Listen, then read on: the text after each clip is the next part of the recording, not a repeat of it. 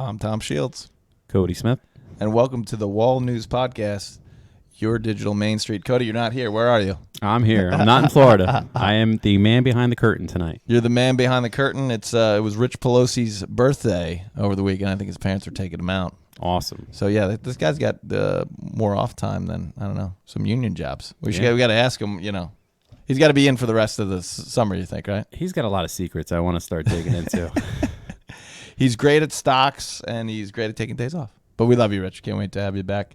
So, Cody, you're behind the screen today, and I'm here. We got a great guest. We got Mike Malone of the Best Defense Foundation. I'm going to read Mike's bio. We'll get right to it in a second.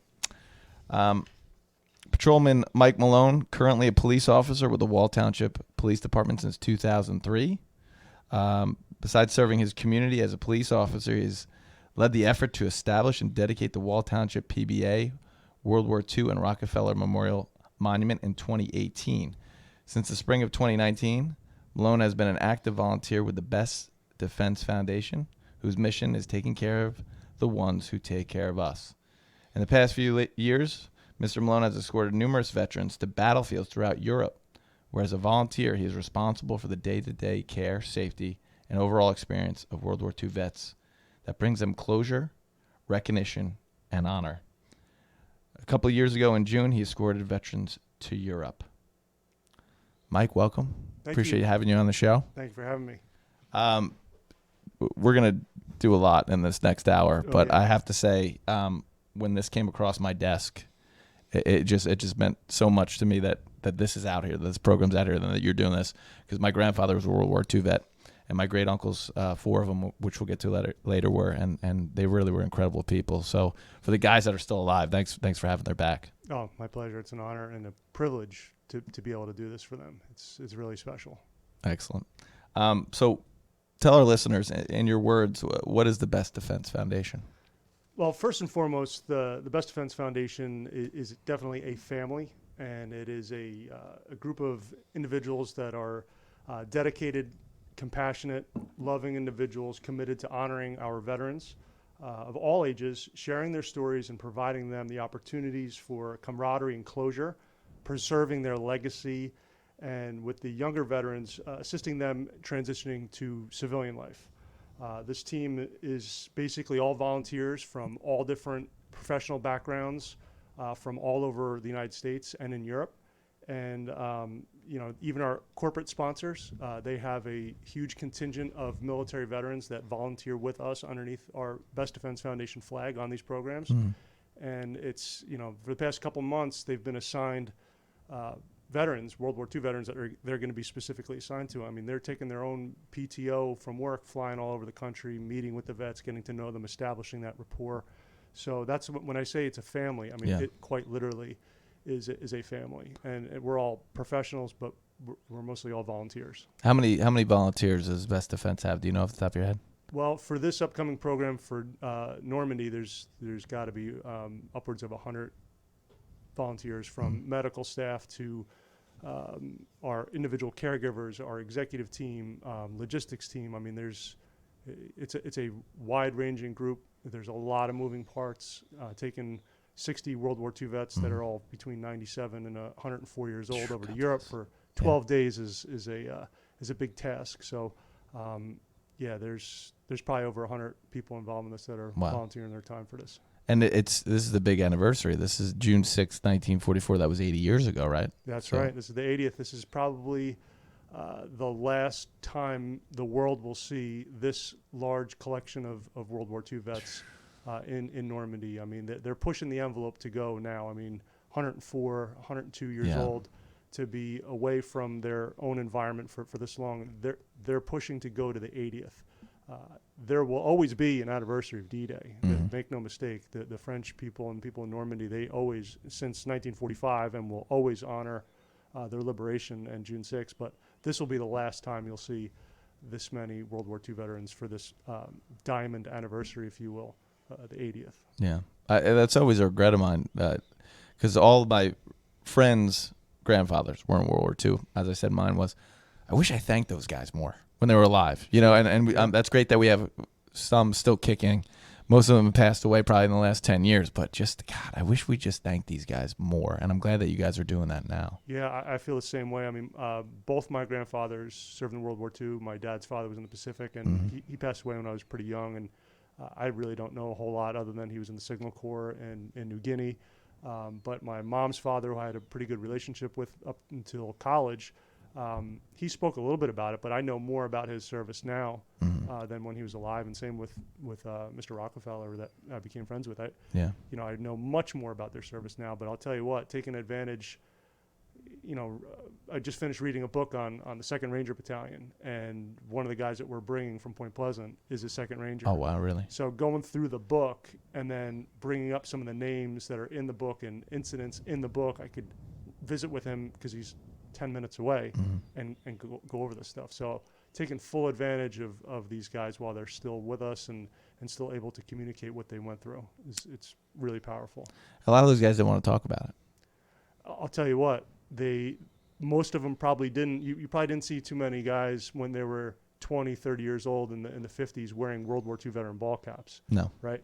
But now they're at a point where they are talking about it. They are opening up to their families. They are opening up to people like me and my colleagues and sharing their stories because they know that this is their chance to share their story with the world. Right. They're the last leaves. They're the last leaves on the tree that eventually, unfortunately, are going to fall, and then they're almost lost to history, right? Right. I kind of, when I was doing the research for your foundation they work for, I was like, this is what people probably like in the early 1900s must have felt about Civil War veterans, right? When those guys were getting older, and it was like, okay, we have to preserve this some way. We have to get them on record. We have to write everything down.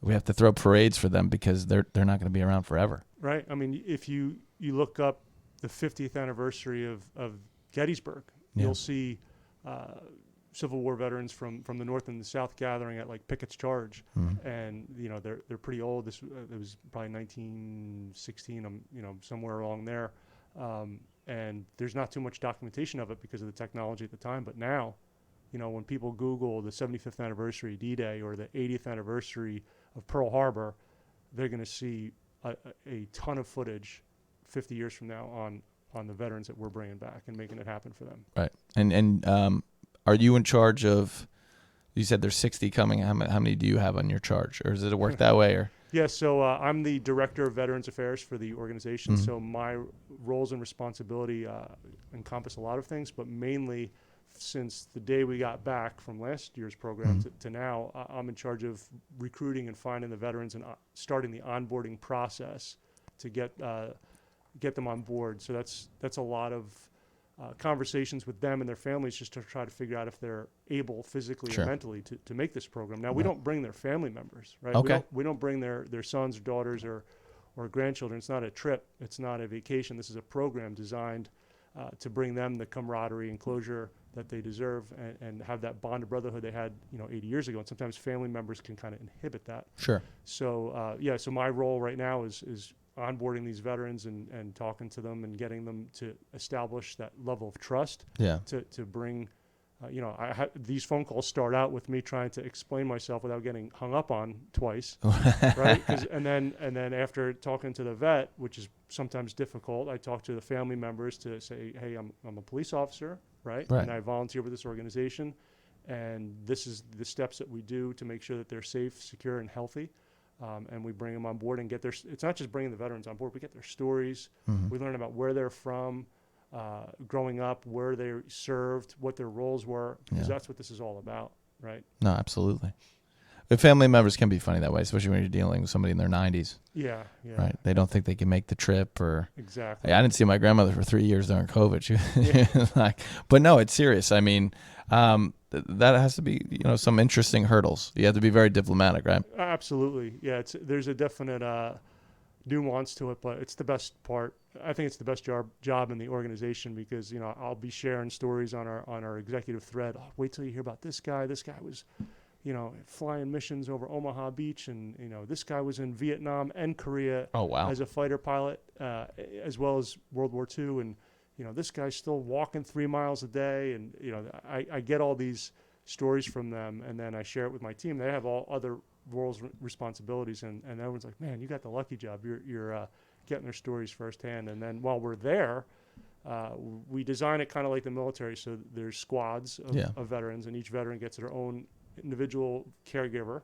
And then there's a squad leader, and then I kind of oversee all the squad leaders in the squad. So, we have a chain of command. The vets like it that way. The vets know the structure. Yes. I start barking orders, and And they fall in line. Fall right in line, and they like it. So that's great. Yeah, it's everyone's on board. Everyone does whatever needs to be done while we're in Normandy and getting it together.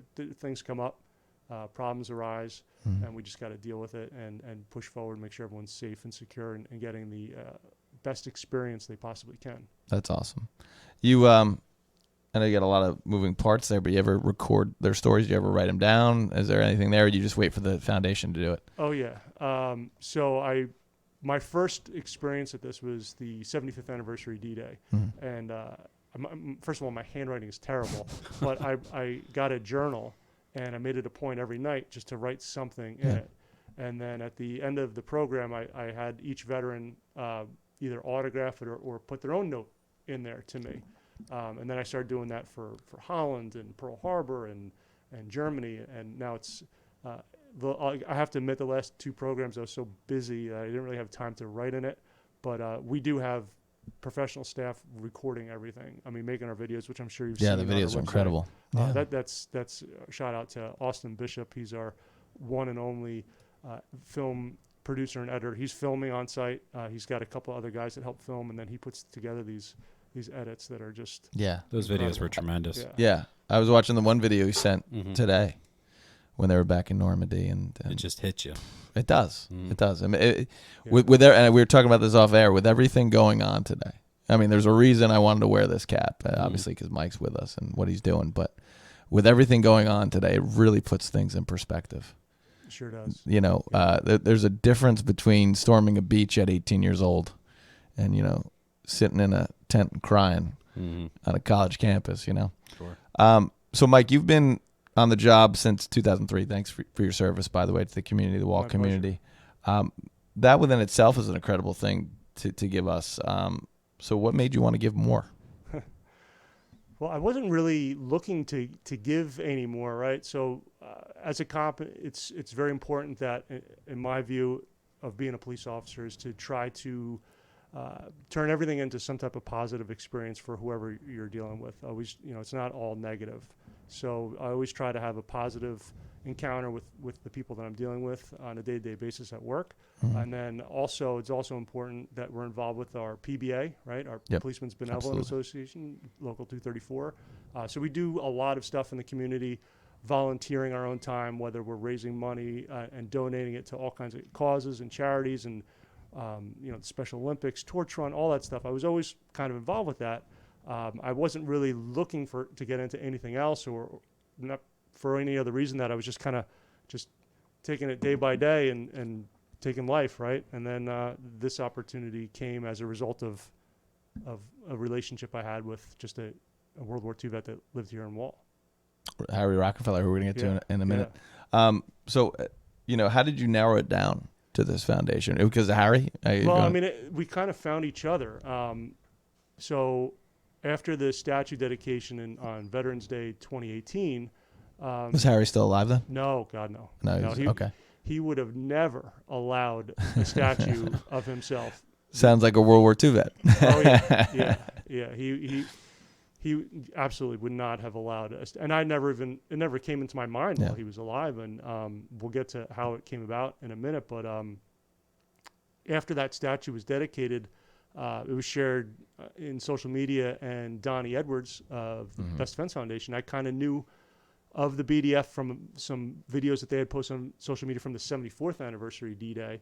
And I saw that. I'm like, man, that's a pretty cool organization. That would be something to be, I would love to be involved with that someday, but I never thought it was actually going to happen. Yeah. And then Donnie and I had a conversation on the phone. It was December of 2018. And so for our audiences, Donnie Edwards played in the NFL for 14 years. Correct. He has over 20 sacks, 20 interceptions. I remember him on the Chiefs. I think he was on the Chargers too, because he wore 59. Number 59. He was a pest to the Jets. And he just took your phone. He just took your phone call. You emailed him, or how'd that go? So I had shared with him, not knowing it was actually him on Facebook because it wasn't his profile picture. And I shared him some pictures through Facebook Messenger of the statue. And then next thing you know, my phone's ringing through the Facebook Messenger app. I didn't even know that was possible. Yeah, yeah. I'm like, Cody didn't know either. yeah. I didn't. I'm learning all this tech stuff tonight. So I'm like, hello? And he's like, is this Mike Malone? This is Donnie Edwards. And now he's in San Diego. So we had probably about an hour plus long conversation. And, you know, it's funny because we talk about this today. You know, his wife, Catherine, is like, who are you talking to? And he's like, shut up. And then my wife, Nicole's like, who are you talking to? I'm like, yeah.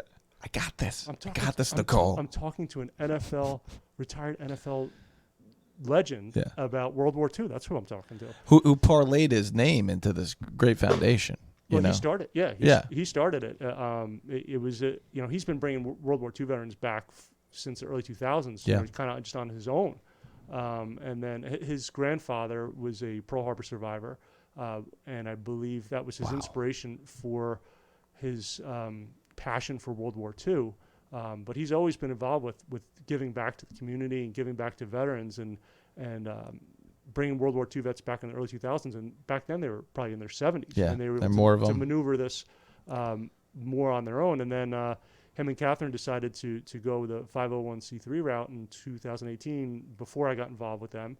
And so they said, let's do it right. Let's you know, bring as many veterans back as we can. So after that phone call, we just kind of exchanged numbers, kept in touch. Like I still wasn't thinking that I was going to join him on anything. I didn't know how it worked, right? Yeah. Then they were going to Iwo Jima. In I think that was in March 2018. They brought, I think, 9 vets to Saipan, Guam, Tinian, and Iwo Jima. And that was neat to follow along because now that I knew him, I'm following the foundation on Facebook and following all their posts and updates. And then we talked more when he got back, and this is March. And he said, hey, you know, I could really use you as a volunteer. I'm like, sure. How much does it cost? And he's like, no, you work with us. We need people to push wheelchairs, take care of vets, make sure they're safe. You're a police officer. You've obviously been around World War II veterans before. Right. You had, you know, this relationship with Harry, who by this point Donnie knew all about. So I said, sure. And it just happened to be the 75th anniversary of D-Day. 2019, yeah. Yeah, that was my first go at this. And that's, you know, I knew it was going to be an experience, but here I am now, you know, with corporate America, Delta, Michelin, Boeing, our corporate sponsors, and countless other supporters that, you know, all pitch in and we make it happen on a large scale, not bringing 16 vets as we did in 2019. Now we're bringing 60. We brought 63 to Pearl Harbor for the 80th anniversary of Pearl Harbor in our own backyard. That's great to know there's that many survivors still around at that time. They weren't all Pearl Harbor survivors. Okay. Out of that group, I think we had 5 or 6 Pearl Harbor survivors. But that was the event that launched all of them into the Second World War. So we brought World War II vets from all different theaters of war, whether it be Europe and the Pacific. We brought them. Wanted to see what sparked everything to that anniversary, it's kind of taken off from there. Charter flights and it's big and we're growing, and we don't just do battlefield return. I mean, we'll get into the other programs. Yeah, because eventually, you know, unfortunately, and I say this with as much reverence as I can, these guys are going to pass on, and then it's the next men and women up, right? It's sure. Yeah. So there's Vietnam is coming. Yeah. Vietnam. And those guys are getting old too. They're in their 70s now. Yeah. My dad's Vietnam vet. He's 76, I think. 76, 77. But it's going to be a really special program. I mean, we're going to be bringing these guys back on their terms. Yeah. Right. And it's going to be a little bit more nuanced where we're going to bring, you know, a group of guys that all were in the same company, that all were on that battle. Yeah. There are no big parades and celebrations and cemeteries like there are in Normandy. Yeah. And these guys did not get the welcome home. No. Right. So we're going to make sure that they get to go see this land and get they're going to have the camaraderie they have with their brothers in arms, but they're also going to get the closure that those guys really need. Absolutely. I think Donnie has brought Vietnam vets back to Vietnam. I obviously have not yet, but I'm looking forward to it for sure. Donnie says, and this is a great quote in one of your videos, We are in the inheritors of freedom. It's our responsibility as civilians to safeguard and protect that freedom for the next generation, and to instill in our children a respect and appreciation for what was sacrificed on their behalf. I've never heard it so eloquently. Do you think people today outside of yourself and this organization are safeguarders for our veterans' legacies in any war? Oh, absolutely. Yeah. I mean, it starts with recognizing and remembering what it was to serve our country for the family members and friends and neighbors, and even if you don't know anybody, but just recognizing what it was to be 17, 18, 19, 20 years old serving our country and Yeah. putting it all on the line. So that it starts with recognizing and remembering, and then to be a safeguarder of our freedom. Whatever you do in your career, just do it well. Be a productive member of society. Vote. Get involved. Serve your community. Whatever you do, be a good one, right? Right. Yeah. Do it with honor and dignity, and you're going to be safeguarding our freedom and our way of life, because you're doing it honoring. That's what they sacrificed for. That's what so many millions of Americans that have died from the revolution up till today. For our freedom, for our country, you got to recognize that. You got to remember that freedom isn't free. Amen. And we have what we have in this country today because of the men and women who fought for it. And take advantage of that. Take advantage of everything that this country has to offer, and we as Americans can do. And if you do that with honor and dignity, you are safeguarding our freedom. Amen. As a high school teacher, my day job, I'm going to throw some middle school teachers under the bus a little bit. I get these kids as freshmen, and we're doing US 1. And they can tell me everything there is to know about Adolf Hitler, and they can tell me everything they need to know about the Holocaust. And those have a place, okay? But they can't tell me who defeated Nazi Germany. They can't tell me the great generals' names or the presidents or the prime ministers of certain countries that helped defeat this evil that existed only 80 years ago. Right. So when I hear your story, Donnie's stories, it thank you, because it's getting lost somewhere, and it's kind of scary. And I love my students. I think they're great. They're very teachable. I look at my students like, well, no one ever taught you this, right? So I'm going to teach you this. But at the end of the day, I was like, God forbid if another war broke out, I don't want you guys fighting, Yeah, I mean, listen, I had an opportunity to speak to some members of the 514th Air Mobility Wing in Fort Dix, and we were talking about the relationship between our oldest veterans and those currently serving. And those oldest veterans laid the foundation. Yeah. They gave them the legacy and the honor and traditions that they currently have. But they're a heartbeat away from becoming the next generation. Yeah. And they are ready to do it.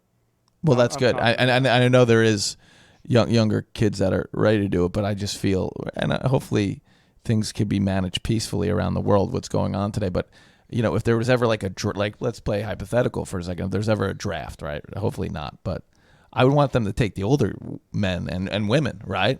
I wouldn't want them to take the younger kids, because they don't have the life experience they did in 1940. Well, that's why I feel it's important that part of our Battlefield Return program is bringing World War II vets into schools abroad and here. Mm-hmm. So I think it's important that elementary, middle school, and high school know what it is to serve. Yeah. So we'll see what happens, but I think it also starts with can't tell you how many times I come across either an adult or a child or someone my age, and they'll say, "Oh, my dad's a Vietnam vet," or "My grandfather was a World War II vet." "Oh, do you know what branch of the service he was in? Tell me about it." And no, they don't. I don't know. I'm like, if your grandfather, who's now passed, was in World War II, and you don't know what unit they were in or where they served, something, then no one else is going to know, because you're going to be passing it on to your kids. So it starts with making sure you know a little bit about your own family history to pass that on. I had a professor. Have you ever came across Paul Zygo? Oh yeah. Yeah, Paul. Yeah, He's got to be. Was he in the 70s, 80s now? He's still hanging around, I went right? to he gave a seminar that I went to with right before I left for the 75th at Brookdale, and he had a World War II vet from Bricktown who was in the 4th Infantry Division, Utah Beach. Oh wow. Santillo, I think was his name. He's since passed away, but he gave a whole presentation on the 29th Infantry Division. That is one of his fortes. Yeah. And so I've kept in touch with him ever since. Yeah, we would love to have him on the show too. But he was my professor, and I have it here somewhere. He was my professor when I went to Brookdale. I went to Brookdale for 2 years, and took the history of World War II. And it was actually right here. And the best thing he ever did, we were talking about family history. He said, your final is go home and find a World War II vet and interview him. Wow. And this is 2004. So like you said, they're in their 70s, but getting older. Sure. Some of them are in their 80s. And I had my grandfather. And even though I knew the stories like the back of my hand, we sat outside by my parents' pool and I wrote them all down. And I mean, I have it. I'm going to give it to you off air, Mike. But I mean, I want this to be, when my kids, their kids. And I sent Paul, Professor Zygo, an email a few years ago, and I thanked him so much for that because he had the hindsight to see that, hey, not only could you get a good grade, but you could really solidify your family history and pass it on, and it's super, super important. Yeah, and hopefully some people watching this are going to, high school kids, and are going to ask their parents about, did we have anyone in our family that served in World War II? I mean, you could find, with Ancestry, you could find so many different documents. You could find draft cards and morning reports. I mean, you could track a lot of history, and the odds are everyone must have had some connection. There's 16 million Americans that served during World War II. You'd be hard pressed to find someone that had no connection, whether it be an uncle, a neighbor, a cousin, someone in your family somewhere served, especially during World War II. That was my question at the end. Is it all cataloged in the World War II Museum in New Orleans? Do you know that off the top of your head, or? As far as who's left or what? Oh no, everybody. Is everybody? Do they have a database there with everybody who served, or is that just not put together yet? I don't know. I have not been there. I know that we're going to get to that question, but I have not been there yet. But I know that the Library of Congress has pretty good archives of interviews and stuff that's been written down. But I don't know if they have everyone's. So you talked about the battlefield return program. And another part of that video, and I just want to tell our listeners, one of the vets, I think he's in France, and somebody asked him, what's going through your mind right now? And he goes, I'm young again. Yeah. It's a pretty special moment. Yeah. Did you watch that, Cody? I did. That was like, just very powerful. I'm not crying, you're crying, right? Mm-hmm. Very powerful stuff. You've talked about the battlefield return program. And it's moments like that people want to see and live for. But what's the Stronghold transition program? Sure. Well, there's basically three aspects of best defense, right? Past, present, and future. So we want to make sure that we obviously preserve the past. That's our World War II guys. The present is going to be Vietnam, I guess you could consider past as well. But the present is the Stronghold, right? So that's a program that we have. We started a couple years ago. I think we have 5 programs coming up this year. And it's a program for our Special Forces operators that are transitioning out of the military into civilian life. And just like, they don't really ever leave that team concept. Same thing with, Donnie and his fellow retired NFL players. They always will have that in their blood. You don't just wake up one day and be an NFL player. You're part of a team for 30 years, right? So the SEALs, Special Forces guys, they're looking to get out of the military, transition out of the military into civilian life. We have this really unique, specialized starts with this retreat up in the mountains of Utah, and we have professionals from all different levels, medical, mental, dietary, bring everyone together and start the process to give them the roadmap to succeed to go back into civilian life. Correct. While keeping that team concept. Spirit. Is mental health part of that program? Like, can you be more specific on that? Because you hear really, I mean, these guys have been through hell. Yeah, I mean, no matter what war. I think it starts with. I mean, I haven't been a part of it. Yeah.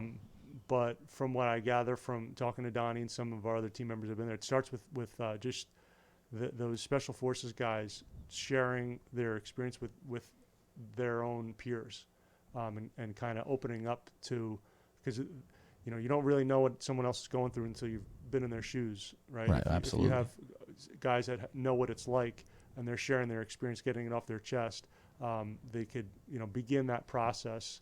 And then we also have professionals from all different levels come in and guide them and give them that roadmap to success in all aspects of, whether it be relationship, business, mental and physical health, all of it.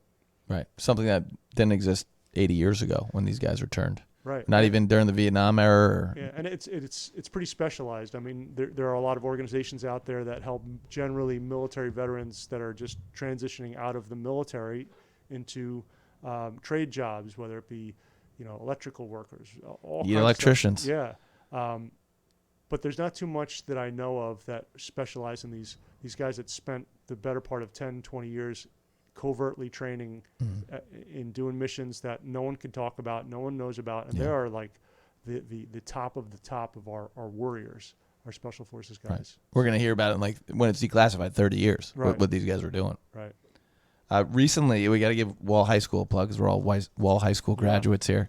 Recently, you selected a Wall High School student to join you in the best defense for the 80th anniversary of D-Day. Is this student going to go with you? What's the criteria like? Sure. So we're really excited. We have 24 students under the age of 24 that are going to be on this program, and this is called our Next Gen program. And I didn't choose Mr. Lang, Brendan Lang. Brendan Lang. Yeah. Congratulations, Brendan. Yeah, Brendan's a senior. He's really looking forward to this. He's one of the leaders at the Wall ROTC program. ROTC. Yeah. Were you a ROTC guy? I was not. No. I was not. Cody, were you a ROTC guy? No, I was not. No. Yeah, me neither. I wish I served, but those guys were great. Yeah. But yeah, he's a pretty squared away kid, and basically they submit a video submission explaining why they think they should be chosen to go on this program, what they do in the community to help veterans, honor veterans, how and why they're going to preserve history, and their role on this journey is to walk in their footsteps of the veterans that fought in Normandy, and bridge that gap between our oldest generation and our youngest generation, and make sure that they connect and be able to share that experience with their peers when they come home, build the leadership that they all have. All of the students that we bring have very special qualities, leadership. They're outgoing. They're well into history. They're well into World War II, and they just want to learn more and bring it back to their peers. That's great. And so he's going. He's going with you guys in June. Yeah, he's going. That's awesome. Yeah. Is he gonna when you say record, is he gonna write about it? What do you think he's gonna post? Instagram, well, TikTok? They're all encouraged to document everything they possibly can. I don't know how much time they're going to be having to post on TikTok, but they are going to be interviewing the vets. They're going to be out front with the vets. It's about the World War II veterans and connecting with this next gen, right? Because the next generation is going to be the generation that shares A, what they went through, and B, the lessons learned. Yeah. To be our leaders in the future. Tom Brokaw called this generation the greatest generation, right? I agree. You agree. Cody, you agree, right? Absolutely. Lived through the Depression, World War II, and then everything else after World War II. You talked before about when these guys go out there, medical care. You get some young folks coming out and interviewing them. You got to cajole the families to get them over there.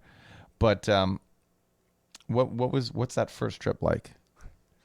So the first trip was a trip. I'm going to get crucified for that. It's not a trip. It's a program. I'm sorry. Yeah. Program.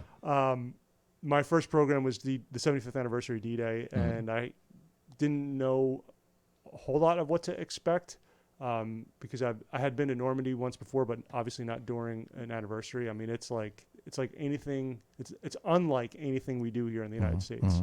We have the St. Patrick's Day Parade in Belmar, which is 100,000 people. Sure. it's like that times 10 in all these towns in Normandy. So we had 16 vets, and that was 5 years ago. So they were 94, 95, and a lot of them were pretty good on their own, right? We had them room with other vets, and we had staff in adjoining rooms. We were actually in chateaus with stairs. Oh, wow. Well, Right. that could be a problem for a 90-year-old, 95-year-old, even in good shape, right? Right, but they were able to do that at that age. 5 years later, we can't stay in a place that has stairs. So that experience was it was really special. I mean, you know, the presidents were there. President Trump was there. President Macron was there. They honored one of our vets specifically. But to see World War II vets back into the fields where they landed in parachutes and gliders and landed on the beach, and I mean, it was just a surreal experience. And then seeing the love and admiration that the local people have there. I mean, I guess the best way to kind of put it into perspective for the people here at Jersey Shore, imagine Bruce Springsteen, the E Street Band, rolling into Asbury Park on 4th of July weekend getting off a bus. It would be a big deal. I mean, we have a bus of 16 World War II vets coming into St. Mary Glees, and it doesn't pale in comparison to the E Street Band getting off in Asbury. I mean, it's like there's 80,000 people that all want autographs of vets like what we have here. Yeah, and that's what it should be. Yeah, where you get I saw that on the videos. You get it's almost like baseball cards. What do they call those? Yeah, we call them vet cards. It's like a vet trading card. So you have a vet. That's the camera right there. Hold that up. Holding their picture from the service. That's Dick Rung. He was with us for the 78th anniversary, the 79th anniversary, and now he's coming for the 80th. God bless him. Still alive. Yeah. September 24th, 1924. Yep. He's a D-Day veteran. He was in a LCT, I believe that may LCT 539. 539. Yeah. On Omaha Beach. He if you watch the 78th anniversary video, he's telling a story coming down the beach for the first time since. Okay. And it's pretty remarkable. But we make these cards up. Their stats are on the back. Yeah. Their story. We print up about 1,000 of these cards, and they're handing them out to kids and dignitaries and officials, military. There's a lot. There's thousands of our modern military there for this commemoration, and they love meeting the shoulders who they now stand upon. So these vets, they autograph them, they hand them out, they bring them home. If they want more, we make them more, send it to them. That's how it should be. Yeah. Instead of like getting a Mike Trout trading card and you were talking about Bruce Springsteen before. Like, yeah, Bruce has got some good songs. We have the Jersey Pride with Bruce. Sure. Maybe there was a breakup and you listened to a Bruce song and got over it. But, I mean, that's all he's really giving society. Maybe he'll donate to the Monmouth food bank or something like that. I mean, these guys actually did it. These guys, like you said, standing on the shoulder of giants there, these guys made the world a better place. Yeah, they had to. I mean, talk about D-Day. I mean, D-Day opened up the Western Front. If we were not successful in those first few hours, there's no second chance at an invasion like that. The next step, if we had pulled back, then the only next step would be, a negotiation with Nazi Germany. And I believe that the world would be completely different if we were not successful in Europe and in the Pacific. I mean, God only knows what this world would look like. And we weren't ready when Pearl Harbor happened. We weren't ready. The German army was roaring through Europe, and we were not equipped to handle that. I mean, thank God that the Russians were on the Eastern Front, and that was a battle. I mean, there's millions. That was where most of the casualties were in Stalingrad and on the Eastern Front there. Yeah, but these guys, at some of them 16 years old, lying about their age. Yeah. Falsifying birth certificates, just to be part of fighting for our country. Professor Zygo did a wonderful presentation on D-Day, and he had. And I want to say. And I'll have to get the name maybe from him. I'll email him. I want to say the guy's name was Rubano. And I don't think any relation to our old principal. Angelo Rubano. And and he was a 16, no relation. Yeah. He was a 16-year-old kid in D-Day. And at the time we saw him, he's probably in his early 80s. or late 70s. And we're in this amphitheater, and Professor Zygo plays the beginning scene, the very famous beginning scene of Saving Private Ryan. Yeah. And I show that scene now in class, and everybody, I mean, the gum just comes out of kids' mouths when they see this. And this is the Call of Duty generation. Sure. And the professor shuts it off, and he goes to, I think, Private Rabano, let's say that was his name, and he goes, "That's exactly how it was." They say it's the most realistic war film ever made. Yeah. Yeah. And I believe that opening scene was modeled after the landing of Company A of the 116th Regiment of the 29th Infantry Division. Okay. If you watch that really closely, you can see Tom Hanks's company is Rangers, Yeah. Second Ranger Battalion. You're going to see. Was that Marines? Were they Marines? No, they're Rangers. They're Rangers, Yeah, okay. Yeah. Army Rangers, a specialized unit, our nation's first special forces. Yeah. So, I mean, it's loosely based on some fact. There was a element of the 2nd Rangers that was attached to 29th Infantry Division. The rest of them were basically scaling the cliffs of Pointe du Hoc. So if you look closely at that opening scene, you're going to see Tom Hanks' guys, you're going to see on their shoulder, you're going to see the Ranger emblem, and you'll see the number 2 on the back of their helmet. But if you look closely at some of the extras, you will see the emblem of the 29th Infantry Division, which is the blue and gray yin-yang. And Mr. Zygo, he does a whole presentation on the 29th Infantry Division.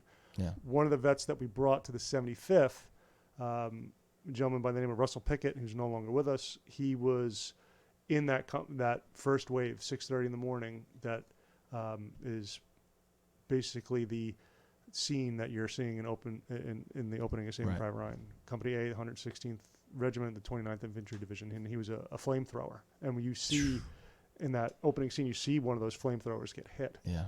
And everybody goes up in flames around them. I mean, they were targeted. And there's guys trying to douse water on them and things like that. Yeah. I believe Steven Spielberg and wanted to film that opening scene on location in Normandy. And I think that kind of got shot down because it would be still too fresh for the locals. I mean, that was released in 1998, so they probably started filming in 96, 97. Sure. So I think it was actually filmed in Ireland, I think, or Great Britain, somewhere over there. But yeah, it's that opening scene is tough to watch. I couldn't imagine a veteran watching that. And it's 30 minutes. I think it's like 25 minutes, and those guys were under heavy fire for almost a whole day. Yeah. Especially those first waves. Did Professor Zygo tell you about the remnants, where the plan did not go as Eisenhower drew it up? No. And then obviously the waves, everybody talks about the waves were too big, and they just had a slight window, and it was still rough when the guys were going out and the boats and things like that. But the way Professor Zygo taught it was the remnants. It was the everyday soldiers like Dick Rung and Private Rabano who just kept coming.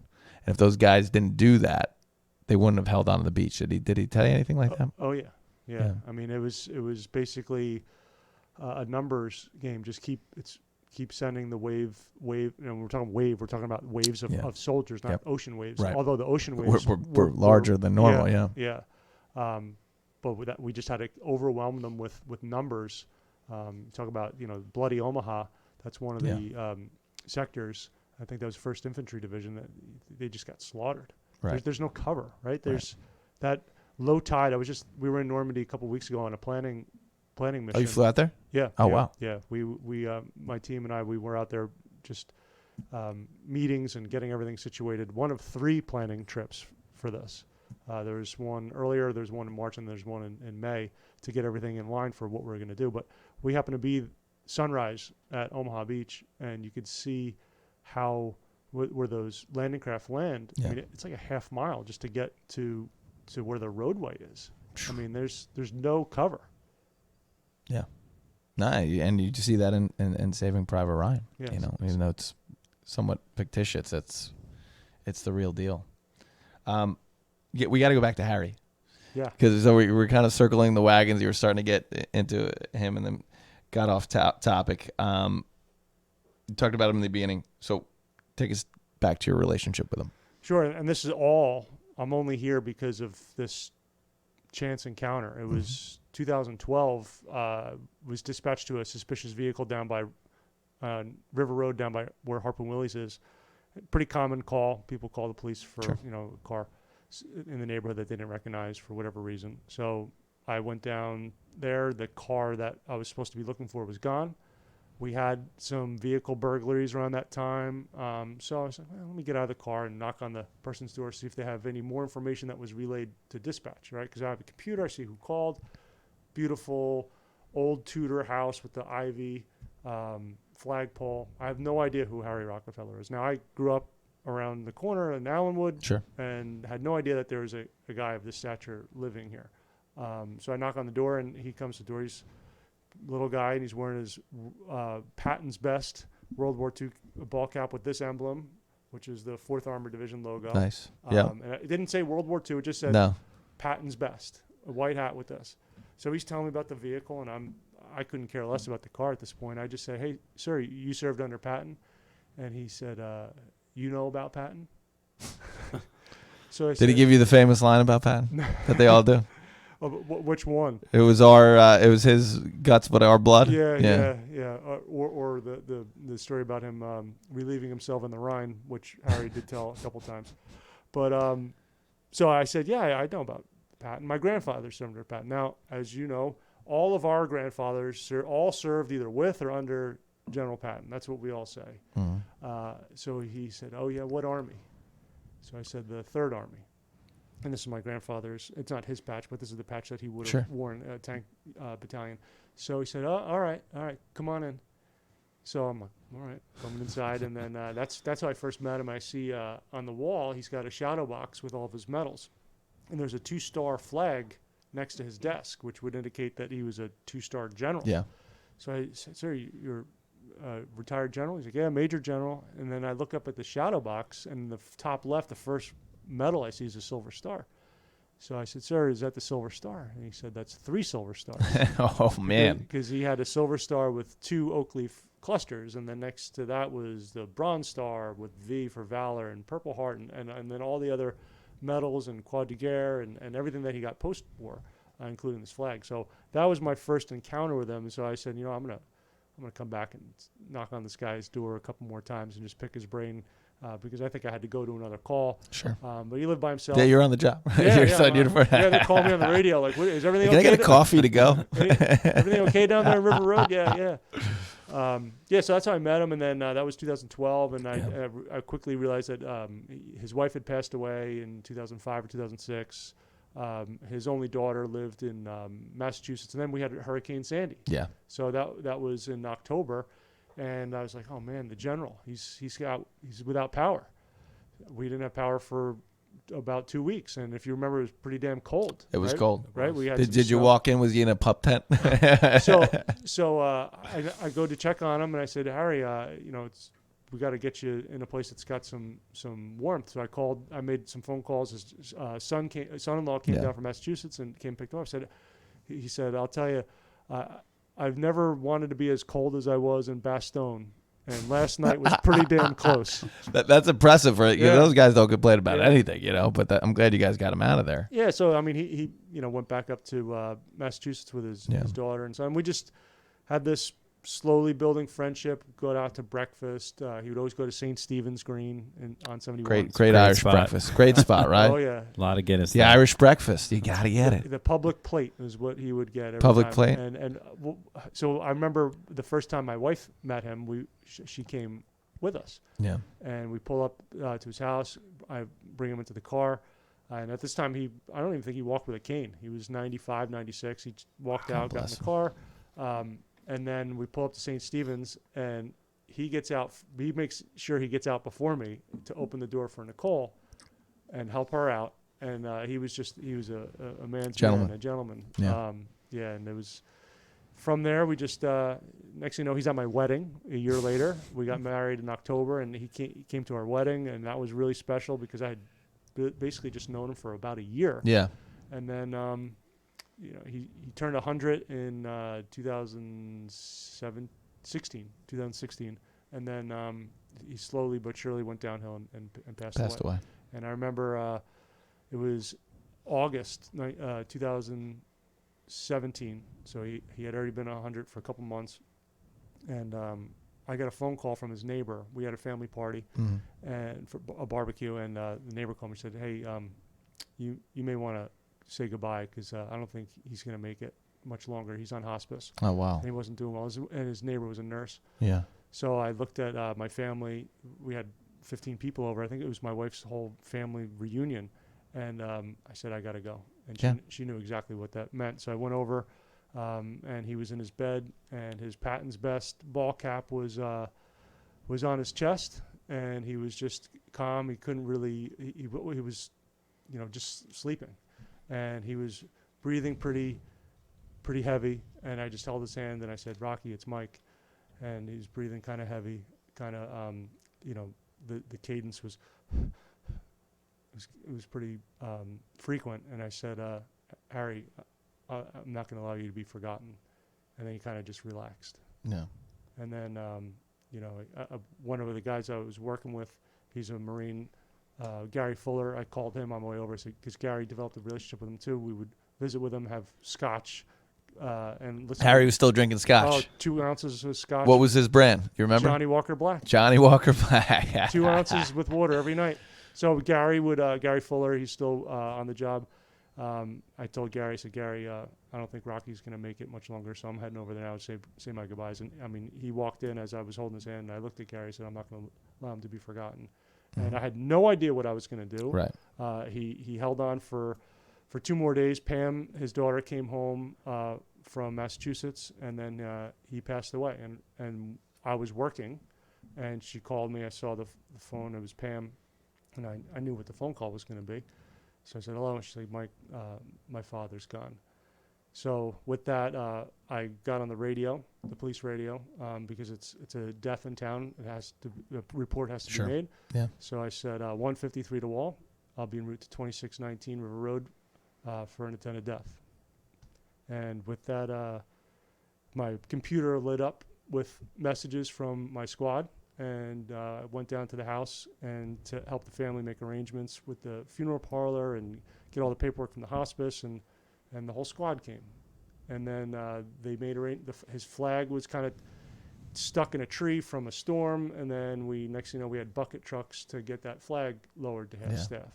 So when he was taken out from his house from the last time, he was draped in the American flag by the funeral home, and my squad lined the doorway, and we all saluted a American hero and 2-star general and one of our residents for the last time coming That's out. incredible. So I don't know if too many other police departments would go that far, but it wasn't just me. I mean, a lot of the guys in the department would go down. Our PBA did a cleanup at his house, which he didn't want to happen. He didn't want all the attention, but we were giving back, right? So it was like, let's do a cleanup at the general's house. It was in the middle of summer. Make his house, he lives in it. He would not move anywhere else. So let's make him, look sharp. And that's what we did. And so he had a relationship with a lot of our guys. The last couple months were tough, and with a lot of, calls at his house and, medical calls, but when he passed away, we did it right. We certainly did. Absolutely. And then I said, what the heck am I going to do to honor his memory? And I saw a Facebook post by someone who posted a picture of a guy from Band of Brothers, Bill Garnier, 9-foot statue in Pennsylvania. So I said, maybe I could do this. And then the ball got rolling, and I got put in touch with that sculptor, Chad Fisher. And it's a beautiful and he did monument statue. He did that all on himself. Like, that's not farmed out. He did the clay model, and the he's got a foundry, and we did the fundraising, and we made it happen. Cody, have you been up close and personal with the statue? Yes. Yeah. Yep. I was over there. I had to take some pictures on Veterans Day, and I couldn't believe the detail and incredible. Yeah, it's a phenomenal statue. Yeah, and it tells a story, right? Yeah. And if you come to our Memorial Day service in Wall, you may hear more about it. I don't want to ruin it, but it tells a story. Oh yeah, definitely. It's a statue of a man that would never have wanted that to happen, but it represents. He's the face of the monument that represents all those who fought in World War II, and he lived in our town for over 70 years as a 3-time Silver Star recipient. So this statue and this pose is actually telling a specific story of when he learned some bad news. So that's what you're looking at. Oh, really? Wow. So it's a story he basically told me time and time again, and I didn't realize it until after he died why he told me the same story over and over again. So I wouldn't forget. So now I'm going to make sure that the whole town doesn't forget. You want to tell us a story? We got to do this to Memorial Day. So basically, I could go through real quick. So he the 4th Armored Division was the unit to reach and relieve the surrounded forces at Bastogne. Okay. One of the units that was surrounded there was the 10th Armored Division, and he had a buddy that was in the 10th Armored Division from Milltown, George Renew. They went to Rutgers together. Oh, wow. So he would always tell me, he's like, yeah, I saw, they were starting to get surrounded, but I got a letter from George, and it said, once word got around that the 4th Armored was going to be coming up from the south, said, Rocky, I understand you're heading this way. I'll be glad to see you. That's it. That's all it said, because you couldn't put any more detail in that. Mm-hmm. So he said that once they finally got to Bastogne and everything kind of settled down a little bit, they got the relief going, they got supplies, they're starting to establish a little bit more of a command post, and him and some other high-ranking officers met with some officers of the 101st and the 10th Armored. Everyone's kind of patting each other on the back, and he said, hey, I'm looking for, anyone see Major George Renew, the 10th Armored? And some lieutenant said, what was his name? He said, Major George Renew, 10th Armored. He said, sir, he was killed last night. So it's a Memorial Day statue. He lived, but he's remembering his friend. And that statue faces northeast and towards the American military cemeteries in Europe. And that's what I figured that would be the best way to, make this pose. And in his hand, he's got that note. Yeah. It was in one of your videos that you sent, that one of the speeches where these guys didn't get married. They didn't get to have kids. Whatever. But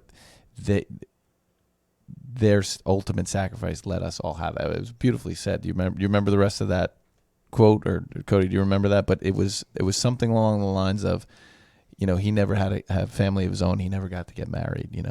He never got to grow old, but his sacrifice gave us the opportunity I think to do that. That was one of Jack Foy's speeches. Jack Foy is one of the World War II vets that we brought back, and he's going to be with us again for the 80th. But he never had an opportunity to hold a baby in his arms. Right. Yes, right? That was it. Yep. And that was just like, you're like looking around, making sure no one's around, because you're. You got a little waterworks going on. There's a lot of powerful moments on these programs. A lot of powerful moments. I get sense that you guys get the chills probably like once every 5 minutes on these trips. Oh yeah. I mean, you're not going on one of these programs and not crying at least 5 times. And I don't like to cry, but I feel like I'd just bawl at this the whole time. Yeah. I mean, how could you not? Yeah, I sent you a video. It's on our website and social media of a vet that. I called him last year in April. Yeah. It was late in the game. I said, hey, do you want to go to Normandy? And he's like, oh, my best friend is buried there. Yeah. I'm like, really? Have you ever been? No, I've never been, but this is the spot, plot, and lot that he's at. Yeah. In Normandy American Cemetery. And his name was Robert Bailey, was the deceased, and Richard Rossi was the vet. So I said, I'm going to make this happen for you. So we got him a passport in time, and we brought him for the first time to see his friend Robert Bailey, who basically probably never had anyone come visit him. I mean, his parents died before going to Europe, I'm sure. He didn't have any children. He wasn't married. His sister died at a young age. So this may have been the first time that anyone who knew Robert Bailey got to visit him. So that was a extremely powerful moment, and you can see in that video. That was actually highlighted on the Today Show last year, too. Oh, yeah, that was a great video. I was watching that before we came in today. So you did the monument, and I'm going to have to ask more off air, but my grandfather was a Sharappa from Bradley Beach. He was one of 11. His parents were from Italy, like right off the boat. So he was second generation. Believe it or not, you would think it would be first generation, but it's actually, if you look it up, if you're born here and your parents aren't, you're second generation. So him and his brothers and sisters, they're all second generation Americans. Including him, 5 of them fought in World War II. So it was my grandfather, Danny, Billy, Sammy, Freddie, and Patty, and they all survived. Wow. And they were lovely, great. I actually got the picture right here. He was a CB. We were talking about this off air. So this is my grandfather right here, handsome guy there. Wow. All of probably 19 when this picture. Yeah. At least. He lived to about. I think he lived till 2009. Yeah, January. Passed out January 09. You see the patch, the CV patch. Yep, right there. Yep. Yeah. And Can do is their motto. can do. Yep. And he wore the shirt towards the end of his life. He actually, when I was a kid, just not to get too off topic, he had all these black and white photos. Yeah. Like 2x3 or something. And he sat me down in his bed and he showed me everything. He had like a monkey in Papua New Guinea. Showed me the women in Papua New Guinea who might not have figured out what a bra was back then. Right. He showed me some other pictures that were the horrors of war. Yeah. What happened to the enemy. And then he said, I gotta just kind of release this, and he threw it all out, and it killed. He was one of my best friends. I love him to this day, but he threw it all out. Like, I would just love to have those. Throughout those pictures. Throughout the pictures, I still have his dog tags, a couple other things. Wow. But he threw it all out. He said he needed to cleanse himself from it, purge. But anyway, going back to my story, so they all survived, and they all lived up into the 2000s. And if you go to Bradley Rec, right there by International Bagels, they have a monument, and all the names, I believe, of the guys served in World War II, but none of the Sharappa names are on there. Really? So I would love, to kind of figure it out, how to get their names on there, how to fundraise, stuff like that, because I don't know if it was one of those things where they had to pay for it and they didn't want to do it, or it was one of those things where they didn't want to be recognized for it. But I think, enough times passed, and you hear the Sullivans, right? The Sullivans who they paid the ultimate sacrifice, but all five of them lived, and they were newly, I guess you would say they were newly American, right? Just showed you how American they really were, and how much they believed in this cause and they wanted to fight. I don't know if you have any leads, but I would love to. Yeah, pick your brain on we that. can definitely. I have some ideas already. Oh, great! Look at you. The first step is just get in touch with the governing body over there. The mayor and council, and see who was responsible for putting that together, and if it's possible, just to add some more names. Anything's possible. All I would have to do, one of 11, right? All I'd have to do is hold a Sharappa family reunion. That probably 100 people would show up. Everybody donates a couple bucks. We got our names right there, right? So we got to go back to, we're in Info Age. You won the Patriot Award in 2021 for your service. Is that correct? Yes. For here. Yeah. For working with Best Defense Foundation. I don't know if I won anything. You won. They gave it to you. They rewarded it to you. I was chosen. You were chosen. Sure. What was that experience like? Did they have a ceremony 2021 kind of COVID-y? Yeah. What was going on? Well, they had it right here in the main building, the hotel building. It was a black tie affair. It was great. Mike Ruane ran it, and they had all kinds of awards that they were giving out that evening. And I was chosen. I guess I was nominated by some people in the committee. Yeah. In the hallway? Are you in the hallway up here? I don't think so. Do you have a picture? No. Okay. I think that's for people that did some type of service here at Camp Evans. Okay. But they, from what I understand, it's not an award they give out every year. I think the last couple recipients were Congressman Chris Smith, Lieutenant Governor Kim Guadagno. Yep. And the way they explained to me, it's for someone who demonstrates commitment to the community and service to the community, protecting our values as patriots. I kind of look at it as I'm patriotic, sure, but I think the true patriots are the ones who actually served in peacetime or wartime. And so I accepted that honor on behalf of all of the true patriots, those who served in my family, my father, my uncle, my grandfathers, and my coworkers, and friends and the vets that we bring back. But you serve in a different way, right? You serve our community, which is very important. And again, we want to thank you for that. And you're doing double duty. You're keeping these guys' names alive, which is, as we said, so important to be a safeguarder, in the words of Donnie Edwards. Yeah, for sure. Mike, we're getting to the end here. I wish we could talk for another couple hours, but definitely want you to plug Best Defense Foundation. What's the website handle?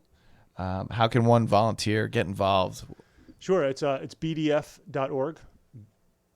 Best Defense Foundation on Instagram and Facebook. Just bdf.org will get you to the website. There's a link on there to submit yourself for a volunteer. To get involved, I mean, whether you're involved with BDF or not, I think that it's just important that you recognize veterans in your community, wherever you live. If you see that Vietnam veteran ball cap, maybe you say, welcome home and thank you for your service. And I also recognize there's so many people within our communities that are serving now, or that you may not even realize, between the National Guard and the reserves. I mean, there's a handful of wall cops that serve. If you see them in their winter uniforms and you see their first hash mark has got a red hash mark, that means that they're served. I mean, we have Sergeant Lister. He served in the Desert Storm. Gary Fuller in Iraq. You have Lieutenant Ian Hatch, Iraq. Steve Swenson was in the Navy. Jason Pauls, Marine Corps. I mean, we have at least 4 guys right off the top of the back that are still patrolling the streets now that I have the pleasure of serving with. True patriots. True patriots. We absolutely thank them. I actually have a couple students too that graduated that are doing it, and I had them come talking to the kids, and I'm like, "You guys are my hero now." And they all laugh. I'm like, "No, you're my hero now." Yeah. Heroes. So I have to read this passage. So Ian Toll, are you familiar with the Ian Toll book series? No. You got to get it. Okay. It's so everything's. And again, it takes nothing away from the European front, but I feel like there's so much attention to the European front. Most of the movies and books are on fighting Hitler and things like that. And that's why we make a point to bring a few Pacific which is great, to Normandy to represent those veterans from the Pacific. So I was kind of looking around as a history teacher, and I'm like, I don't know too much about the Pacific. My grandfather fought there, and there was no like condensed version or really like standout version of what happened in the Pacific. And then Ian Toll, I want to say about 4 or 5 years ago, came out with a 3-part series. Twilight of the Gods. It's the last one. And in the last paragraph of the book, this is what he writes.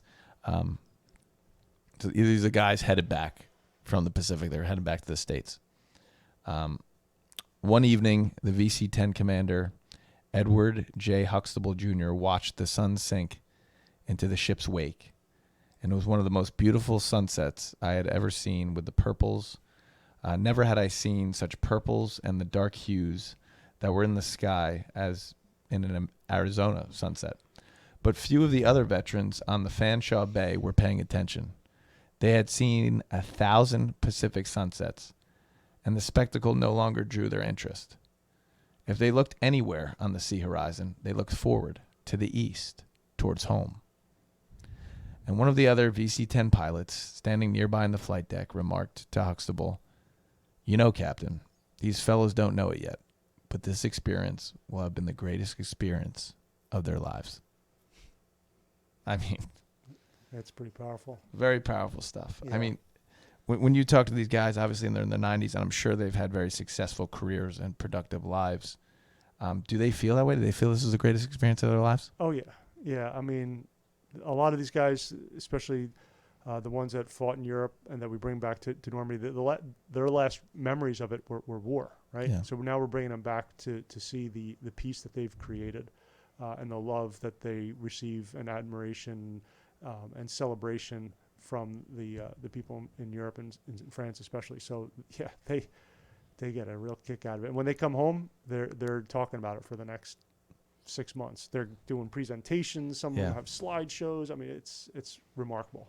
They definitely have their priorities straight over there in France when it comes to that. Yeah, they never forgot that they were occupied for 4 years by an invading army. Yeah, a genocidal invading army. Yeah, I mean, absolutely. We appreciate you coming on, Mike. You want to hang around? We got some hang fire questions for you. We just have to do our reads. Sure. Cody, you're doing rostering, right? Yes. Okay, cool. Always providing honest and ethical home services. Rostron Premium Home and Services, offering premium heating, cooling, electric, plumbing services for residents in Monmouth and Ocean counties. Where you need a service call or you're looking to replace your existing equipment, Rostron Premium Home Services has the manpower to tackle any job. Air conditioners, furnaces, boilers, generators, water heaters, car chargers, hot tub wiring. They'll even install Ring cameras. Rostron Premium Home Services, a company of quality. Experience the difference with Mighty Ducks Dryer and Vent Cleaning. Meet Chris and Chase Jacobs, the dynamic duo behind Mighty Ducks. With their expert service, your dryer and vents will be cleaner and safer than ever before. Say goodbye to lint buildup and hello to improved efficiency. Trust Chris and Chase to keep your home safe and your appliances running smoothly.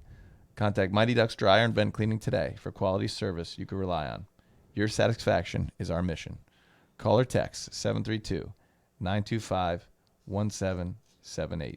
That's 732-925-1778 to make an appointment today. So, Mike, I know I'm behind you, but we're going to roll through that hang fire questions just real quick since we're getting a little low on time. Do you know off the top of your head how many World War II vets are still alive today? Probably 120,000 or less. Okay. Oh, wow. Wow. At 16 million originally, right? Yep. Wow. Have you ever been to the World War II Museum in New Orleans? I have not, but I will soon for sure. Yeah, please let me know. I've been to New Orleans twice, once on a bachelor party. I next time I go to New Orleans, I have to get there. Please let me know what that experience is like. I would definitely want to hear that. Yeah, absolutely. Do you have a funny vet story that you could share with us? Absolutely. Yes. D-Day 75. It's the ceremony is over at Omaha Beach. At the cemetery. There's thousands of people.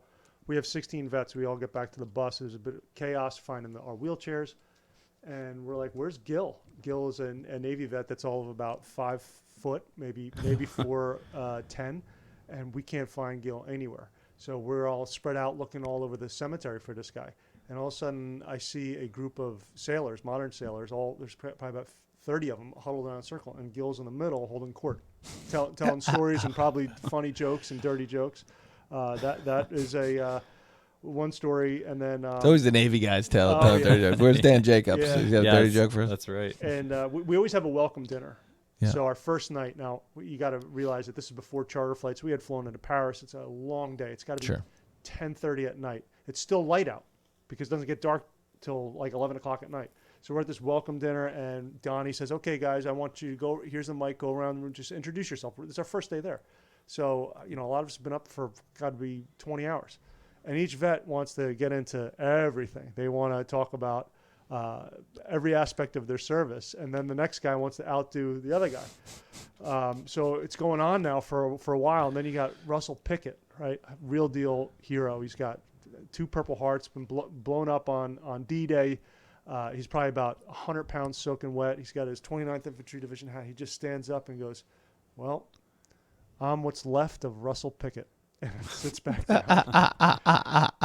And then the next guy gets up, Andre, and God bless his heart, he's talking, and it's like 20 minutes. And he's talking, and then finally one guy goes, "Jesus Christ, we got to get to bed." So I was like, "Oh, these guys they're ball busters, just like we are." No, I love that. I love that. Yep. You said Harry Rockefeller had a glass of whiskey before bed. With these guys still throwing them back a little bit? Oh, of course. Yeah. Maybe that's the secret to being 100, right? Throwing a couple back at night. Yeah, absolutely. Yeah, at least the whiskey. The whiskey keeps you young, I think, right? Yeah, hell yeah.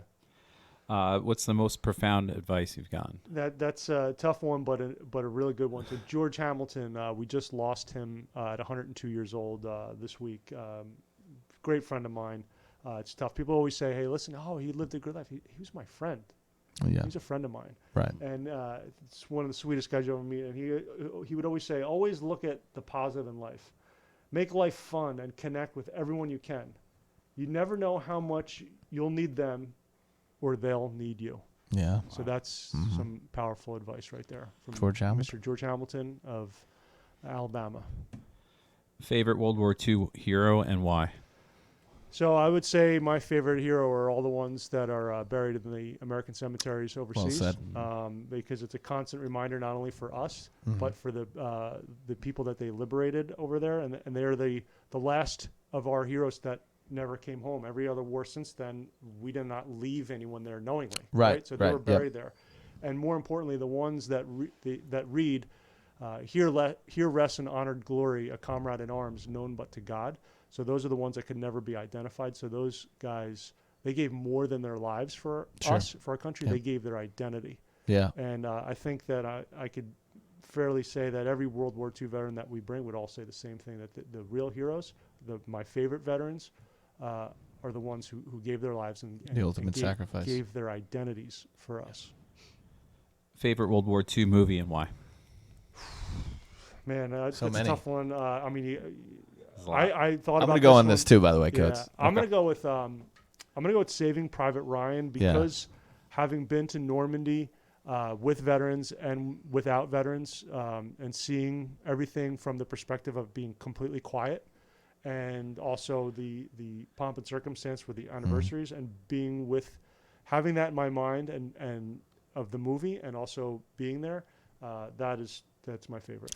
The cliffs. We didn't talk about this before. They're a lot higher than they probably look in that movie, right? Yeah, yeah. And those guys had to scale those cliffs. They did, Yeah. and the Second Ranger Battalion had that task at Point to Hawk. Yeah. Yeah. I mean, it's we all know this. You have the higher ground. You have the advantage. I mean, it's like shooting fish in a barrel, so to speak.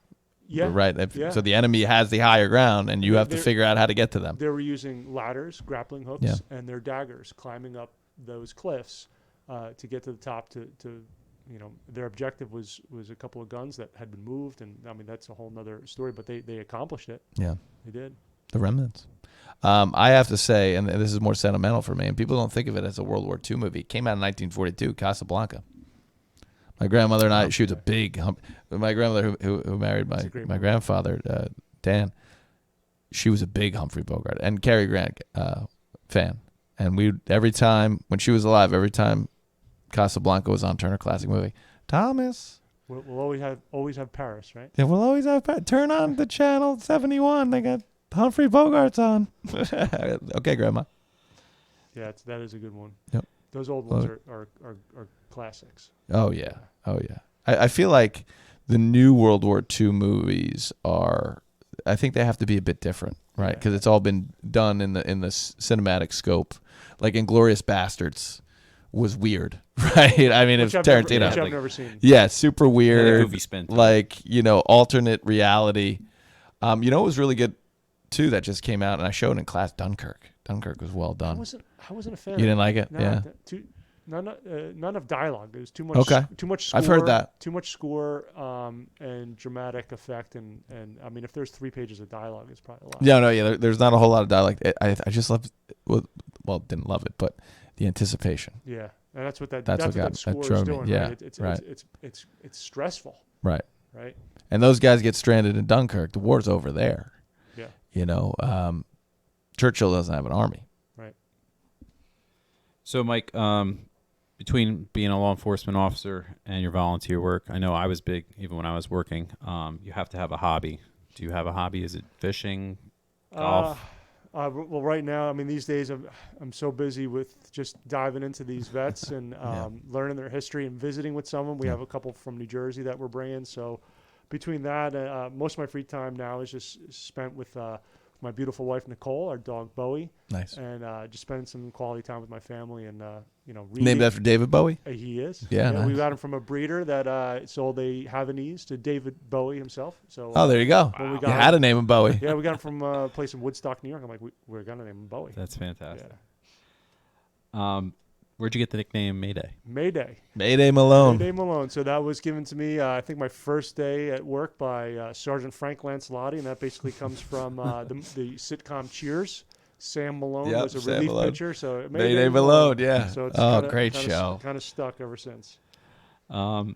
So having graduated with your brother Kevin, how's he doing these days? Kevin is doing fantastic. He's been living in Nicaragua for close to a decade now. Wow. He's doing really well. I saw him in March. We had a family wedding down in Atlanta. So yeah, he's doing really well. So I ran cross country with Kevin. Oh wow. Yeah. Okay. We were close when we were on the team, and you have to ask him this a minute, see if you remember that we started a band. He was a bass player, right? He played the bass. He was. And I played the guitar. And at the time, I wasn't that good, but we started a band, but I don't think we ever practiced. Like he just came up with names. He had like these. If he remembers a name, please, you got to text me, let me know. But that's the first phone call when I get when I'm on my way home is FaceTime and Kevin to find out what the name. Find out if he it seems like a sharp member. He might know, but I remember him showing like me a piece of paper. This is going to be our logo. This is going to be it. And we never did a practice. So. Make sure you ask him to our 20-year reunions this year if he's going to come back and make it. He's got to fly up. I will for sure. All right. That's all I have. That's our hang fire. We got some local news to dispatch. Well, the Wall father-daughter dance is this Friday at Spring Lake Manor. Second one. Second First one sold Oh, out. first one sold out. Yep. Are you? I'm on the waiting list. You're on the waiting list. I am. Are you going to be a chaperone, or are you going to watch? Because you did the daughter. I did the mother-son dance, right? Yes. Not sure yet. Got a lot going on right now. I got you. How's the new job, by the way? It's good. It's going good. Yeah. First week in the books. It is. In 2 days. Yep. Guy Fieri is going to be at the Wine Outlet May 4th from 5 to 6. If you're a big Guy fan, I suggest you go out. And you posted it, Cody, right? I saw Kyle Cook from Summer House. You don't watch Summer House, do you, Mike? I don't. Yeah, that's but more. But I'm going to be working for this Guy Fieri fiasco. Oh, you're going to be there? Well, I'll be patrolling. Yeah. Hopefully I don't end up over there for an hour. It was very tame for the Kyle Cook thing. So Kyle Cook is this reality TV star, the show Summer House. It's one of the more bearable reality TVs. It's a bunch of like young yuppie kids that go to the Hamptons and they just drink and whatever they do in the summer. And he actually parlayed that into starting his own seltzer business, Loverboy. So when you posted, I was thinking of the band Loverboy. yeah. And you know, they're not bad for seltzers. Actually, pretty good. You can't But my mom's a huge fan. Okay. And we were supposed to go see my brother for his birthday, which we made it. But she's like, "Oh my God, he's here! We got to go!" So we waited in line for like an hour and a half. And I have this rule. I don't know if you have this rule, Mike or Cody, where I don't like meeting famous people. It's awkward. Yeah, not even that. It's like they think they're better than they are. True. And we were kind of talking about this before. Like, these guys are the real heroes. Like, you just entertain us for an hour. I might put your song on in the background when I'm doing chores around your house, but you know that's it. But I got to tell you, Kyle Cook was a delight. He was a nice guy, and my mom was just, I mean, you know, she could talk a dog off a meat wagon. My mom, I love her to death, yes, and she's just like, I just want to let you know you're so much better than Vanderpump Rules, and you guys work so much harder. And he's just like, whoa, lady, slow down. But he was very gracious about that. So, you know, it seemed the Wine Outlet did a good job with that. Guy Fieri, he might have a bigger crowd, but I think you'll be all right. We'll see. Yeah. Codes, Meatball Gala. Any updates? No, just hope you're getting ready. Hope you're stretching your stomach out. I'm eating more. I was eating McDonald's the other day. I told you before we had the Bobby Scholl meeting yesterday. We got big news on that. Mike, Chief is also a meatball contestant, correct? How many meatballs are you going to eat for the Meatball Gala? Chief O'Halloran? Yes, he's one of the contestants Chief. as well. Oh, there's a contest involved in this? Well, yeah, all four are taste testing. Yeah. Oh, yeah. Well, he better throw a couple down. Yeah, I mean, I got to keep up with the Chief, right? Will that be respectable? He's in pretty good shape. So yes, he is. You know, he better not just have like two and call it a day. Yes, we had the Bobby Scholl meeting yesterday. That was cool. And got some, and their golf outing. I'm having a brain fart here. The golf outing's May 6th. Yes. At Deal. I'm going to be emceeing, and then you're going to come later and help MC. Yep. So that's going to be cool. I got to polish off my golf jokes. I don't know. I'm super excited for that. Kyle's like, yeah, you'll be fine. We'll just throw you in there. I'm like, I don't know what I'm doing. But they're going to have some really cool guests there to be announced. They have a great silent auction going on, 50-50. And then I was really excited about this guy, Al Pacino. Yes. Do you remember this? I did, yes. What's Al Pacino doing, Cody? Refresh my brain. He's the guy that does espresso martinis. Yes, okay. And I mean, do you drink espresso martinis? I do not. Yeah, they this sound delicious. This is the new thing. I mean, everybody's, I would say, last 3-4 years? Yeah, it's becoming pretty big. Remember how like Red Bull and vodka was big like 10 years ago? Right. Like this is the more eloquent drink, and they're really good. And I heard this guy can do it. So not only are you going to play some good golf there at Deal, but Al Pacino is going to make you some drinks there. You got a great silent auction. That's going on. Starts at 10 a.m. We're going to be there all day. Yeah, they got lunch. They got dinner. They got guest speakers. All for cystic fibrosis. Yeah, I heard pizza too. There's pizza going on there. I didn't hear that. Yeah, pizza might be happening. Don't quote me on that. Maybe quote me on that a little bit. So Bobby Scholl and the co-CEOs, Kyle Siegfried, and our first guest, Brett Burke. They're going to be doing a bike ride, right? The five borough bike ride. And you could find their handle, Bobby Scholl Foundation out there on Facebook and Instagram, and they're taking donations for the foundation. So check it out. I wish them a lot of luck. I mean, That's gonna be I know those guys are athletes, but was it 40 miles? 40 miles. Finishing up on the Verrazano Bridge. I did 10 miles in Gettysburg last year, and there was we did a bike tour, and there was like 8-year-old girls like, "Mister, are you okay?" I was like, just keep going, I'm fine. Leave me here. Thank God for the e-bikes now. yeah, I should have got the father had the e-bike, and he just whizzing by everybody, and I'm just like, I'm in the back. I got my flip flops on. It was a mess. Great tour though. I definitely recommend if you want to do Gettysburg, do the bike tour. Just not in June. It's way too hot. God, no. Touch a Truck. Touch a Truck. We were at Touch a Truck Saturday. Wall GOP asked us to do a table. Met a lot of great people. Met a lot of great people. The kids were great. How well behaved were all the kids at this thing? I didn't get hit in the head with a frisbee or anything. We were handing out frisbees. We're getting people registered to vote. As we get further into the year, I hope to get some. Well, we both hope to get some people on telling us to register to vote. Right? Yes. Maybe Clerk Hanlon or somebody like that. The importance of the mail-in ballot now that it's a real thing. Get on it.